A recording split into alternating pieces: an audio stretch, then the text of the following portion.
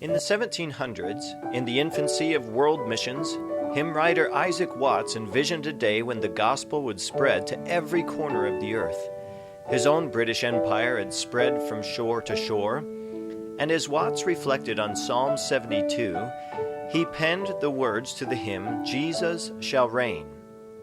Watts read Psalm 72 as a messianic psalm, proclaiming Jesus Christ as Messiah. Psalm 72, verse 5 says, "They shall fear thee as long as the sun and moon endure, throughout all generations." Verse 8, "He shall have dominion also from sea to sea, and from the river and to the ends of the earth." The psalm mentions Tarshish and Sheba, and Watts wrote several stanzas that modernize the ancient locations, although these stanzas are not in most hymnals. "Behold the islands with their kings, and Europe her best tribute brings. From north to south the princes meet, to pay their homage at his feet. There Persia glorious to behold, there India shines in eastern gold, and barbarous nations at this word submit and bow and own their Lord." Never was this more true than when missionaries brought the gospel to the South Sea isles of Tonga, Fiji, and Samoa.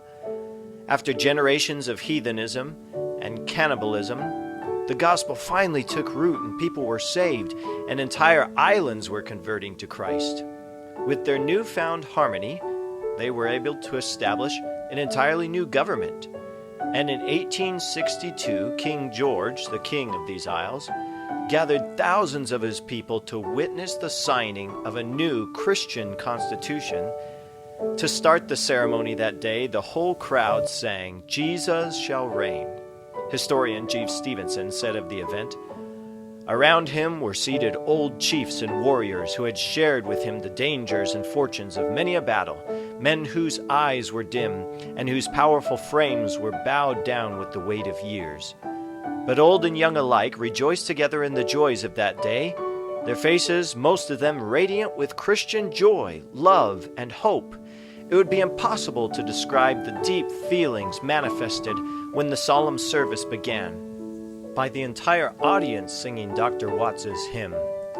Who so much as they could realize the full meaning of the poet's words, for they had been rescued from the darkness of heathenism and cannibalism, and they were that day met for the first time under a Christian constitution, under a Christian king, and with Christ himself reigning in the hearts of most of those present. Jesus shall reign where'er the sun does his successive journeys run, his kingdom stretch from shore to shore, till moons shall wax and wane no more."